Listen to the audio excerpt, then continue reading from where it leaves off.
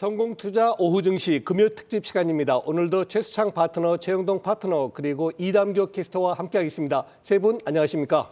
네, 안녕하세요. 오늘 첫 번째 다룰 이슈는 우리 시청자분들 모든 분들이 관심 있는 공매도입니다. 먼저 이담교 캐스터가 내용을 정리했습니다. 한 주의 마지막 거래일인 금요일입니다. 우리 시장 힘을 내주고 있는데요. 코스피와 코스닥 모두 오전보다 상승폭을 키운 채 반등하고 있습니다. 금요 특집 오늘은 이슈픽 세 가지를 살펴보겠습니다. 먼저 첫 번째 이슈픽부터 보시죠. 공매도 일평균 5천억 원 돌파, 기관 매집 종목 집중 포화입니다. 자세한 내용 같이 보시죠. 국내 증시의 공매도 거래가 만연해지면서 리스크가 확산되고 있습니다. 한국거래소에 따르면 이번 달 일평균 공매도 대금이 5,029억 원으로 집계됐는데요. 지난달보다 무려 5.25% 증가한 수치입니다. 또한 공매도 거래비 중에서 외국인이 81%를 차지하는 것으로 나타났는데요. 공매도가 주가 하락을 부추기고 있다는 우려가 나오고 있습니다. 하나금융투자는 지수 변동성 확대 시기에 있다면서 수급의 기반이 부족한 상황에서는 공매도 급증이 지수 추가 하락을 야기할 수 있다고 설명했습니다. 다음은 공매도 대금의 월별 추이도 같이 보시죠. 1월에 일병 공매도 대금은 5,767억 원이었습니다. 이후 4월까지는 지속적으로 하락세를 보이는데요. 5월부터는 공매도 대금이 다시 상승세로 전환했습니다. 5월에는 4,778억 원을 기록했고 이번 달 다시 5천억 원대로 올라선 건데요. 한 달 만에 5% 이상 금액이 상승한 겁니다. 공매도가 주가 하락을 노리고 투자하는 것이기 때문에 증시에 하방 압력을 더하고 있다는 우려가 커지고 있는데요. 금융위는 공매도 관련 개정안에 대해 아직 구체적인 언급은 없는 상황입니다. 첫 번째 이슈픽 공매도 관련 내용 알아봤습니다. 네, 앞서 살펴봤듯이 일평균 공매도 거래 대금이 5천억을 넘어섰습니다. 4월부터 꾸준하게 증가하고 있는데 최수창 파트너님, 이 공매도 시장 급락 영향 줬다고 보십니까? 그러니까 이게 정확히 표현이 공매도 때문에 하락했냐 물어보면 그건 아니다. 네. 이렇게 말씀드리고 싶어요. 시장의 본질은 우리가 투자하는 자산에 있어서 본질은 기업의 실적이고 가치고 그다음에 경제 성장 지표 이런 것들이 이제 종합적으로 혼재돼서 반영이 되는 게 증시인데 공매도라는 건 이제 수급에 대한 어떤 대응 수단이거든요. 그러니까 본질적으로 하락했던 요인은 공매도 때문은 아니고 불확실함이라는 거죠. 러시아랑 우크라이나 사태 이후에 인플레이션에 대한 우려, 그러면서 계속 불확실한 경기에 대한 것이 반영되면서 좀 하락이 나오고 있는데 이 하락 구간에서 이제 공매도라는 어떤 수단을 이용해서 시장의 심리를 키우고 또 변동성이 커지는 구간들이 나오고 있다 이렇게 좀 봐야 되는데 일단 보시면 공매도를 칠 때 이제 두 가지가 있다고. 하나는 정말 우리가 코로나 이전에 뭐 소위 말하는 급등했던 테마주도 있죠. 뭐 종목을 직접 언급하지 않겠습니다. 제가 왜냐하면 상처받을 수 있으니까 갖고 계신 분들이 그런 종목군들을 정말 공매도 해가지고 지금도 이렇게 쌓여 있단 말이에요. 주가가 뭐 엄청나게 빠졌죠. 최고점 대비해서 거의 70% 이상도 빠졌는데 그런 기업들은 정말 타겟이 될 수밖에 없는 거고 최근 이렇게 시장의 매크로적인 변수에서 흔들릴 때는 공매도 같은 경우 이제 대형주들을 어떻게 보면은 해지 수단식으로 차익 실현을 좀 만들고자 하는 세력들의 어떤 포지션 플레이이기 때문에 이런 부분들에서 좀 시장에서의 변동을 좀 더 부추기는 영향은 있다. 근데 이제 반대로 보면 쇼커버링이 나올 수가 있거든요. 그 쇼커버링에 대한 반발 매수, 강한 반등 효과도 있다는 점에서 공매도 부분이 하락의 문제다 이렇게 볼 수는 없을 것 같습니다. 네, 그렇군요. 최영동 파트너께 여쭤보겠습니다. 저는 오늘 오전에 MSCI 선진국 편입이 안 됐다 해서요. 속으로 잘 됐다 그랬습니다. 우리가 그 MSCI 선진국 편입하려고 공매도에 대해서 전혀 보완을 못하고 있는데요.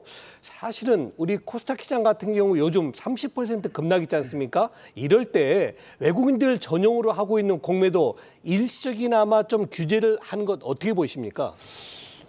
참 어려운 문제인 것 같습니다. 일단은 뭐 우리나라 같은 경우는 경제 규모 자체 그리고 주식시장에 대한 규모 자체가 워낙 좀 작기 때문에 어떻게 보면 외생 변수에 상당히 좀 크게 휘둘릴 수가 있고 그 외생 변수를 그냥 놔두자니 상당히 좀 안타까운 상황들이 연출이 되고 있고요.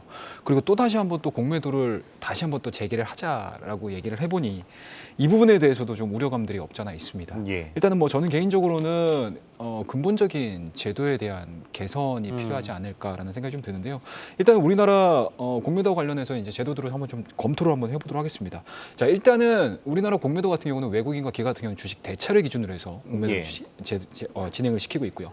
개인들 같은 경우는 신용 대주를 통해 가지고 진행을 시키고 있는 상황들이기 때문에 근본적으로 상당 부분 뭔가 이제 안 보이는 벽들이 유지가 되고 있다. 뭐 이런 부분들일 것 같고요. 그리고 이 상환 기간에 대해서도 좀 고민을 좀 하셔야 될 것 같은데 외국인들 같은 경우는 주식 대차다 보니까 최대 1년입니다. 예. 그리고 1년이 끝나고 나서도 리볼빙이 진행이 되고 있는 상황들이기 때문에 거의 뭐 무제한이라고 봐도 무제한이죠, 무제한이라고 봐도 뭐 상관이 없는 그런 이제 제도 편의를 지금 제공을 해주고 있는 상황들이고 예. 개인들 같은 경우는 지금 신용대주를 통해서 3개월 정도밖에 유지가 안 되고 있는 상황들이기 때문에 실질적으로 우리나라 주식시장에서 계속 장기 투자 얘기를 하지만 제도 개선 자체는 전혀 안 되고 있더라고요. 그렇죠. 그러니까 이만큼 이제 형평성 자체가 일단은 근본적으로 해결이 돼야 되지 않을까라는 거는 저는 최우선으로 얘기를 말씀을 좀 드리고요.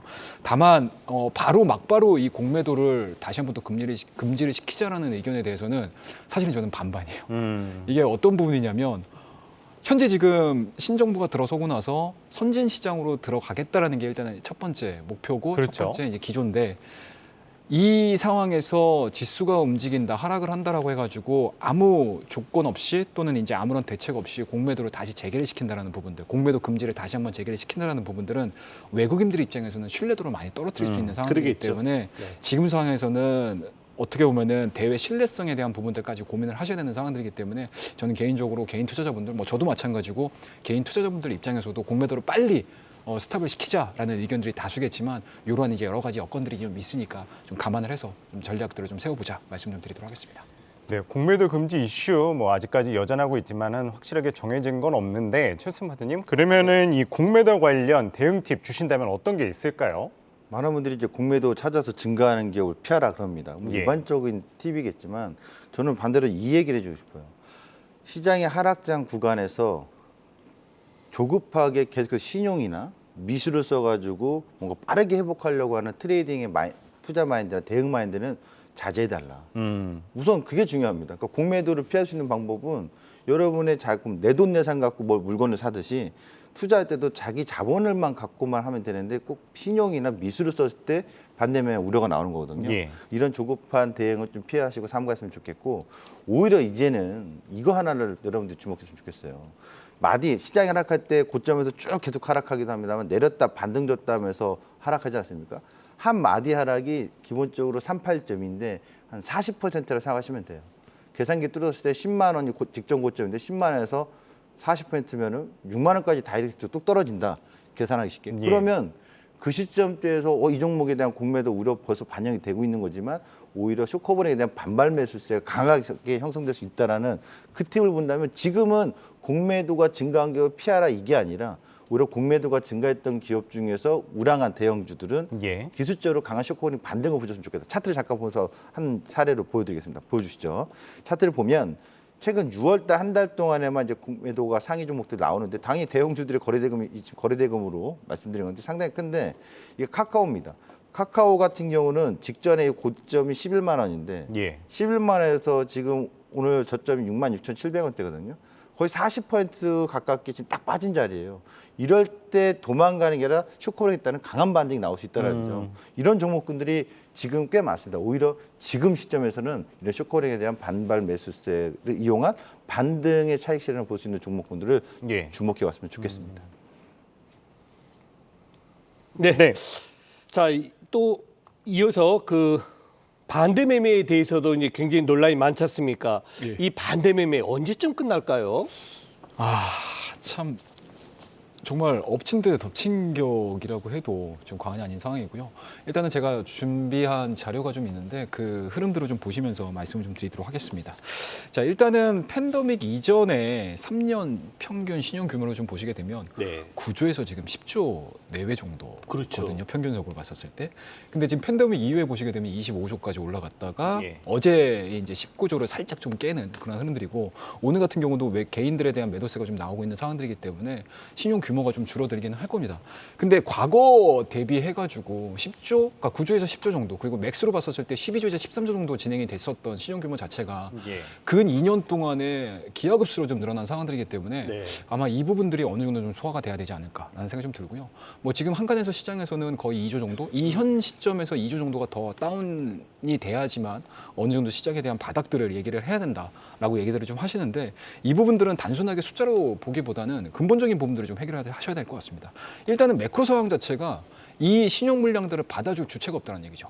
쉽게 말씀해서 금리 인상이 진행되고 있는 상황들이고 QT가 좀 진행되고 있는 상황들이고 그와 더불어서 오늘 S&P 글로벌 쪽에서 제조업 지수를 보시면 아시겠지만 52까지 또 다시 내려온 상황이거든요. 그렇다고 되면은 이 신용에 대한 문제점보다는 이 신용 유출이 될 수 있는, 그러니까 지수가 하단으로 끌어낼 수 있는 이 요소들이 발생이 됐었을 때 과연 외국인과 기관이 매수가 들어올 수 있을 것인가. 이거에 대한 스토리 좀 남아있는 상황들이기 때문에 저는 개인적으로는 한 15조에서 14조 정도까지는 신용 물량이 조금 더 충격파가 좀 나와야 되지 않을까라는 말씀드릴 수가 있으니까 이 부분에 대해서 좀 체크를 좀 하셔야 될 것 같고요. 지금마다 올라올 때, 그러니까 특히 이제 오늘 같은 경우 얘기를 좀 해드리게 되면 오늘 4%대가 지금 올라오고 있는 상황들이거든요. 그렇다고 하면 이 4%에서 기뻐하실 게 아니고 저는 개인적으로 종목에 대한 축소 부분이라든지 아니면 종목에 대한 교체라든지 그리고 계좌 관리에 좀 집중을 하셔가지고 대응을 하시는 게 좀 맞지 않나. 미리미리 좀 준비를 하자는 거 말씀드리도록 하겠습니다.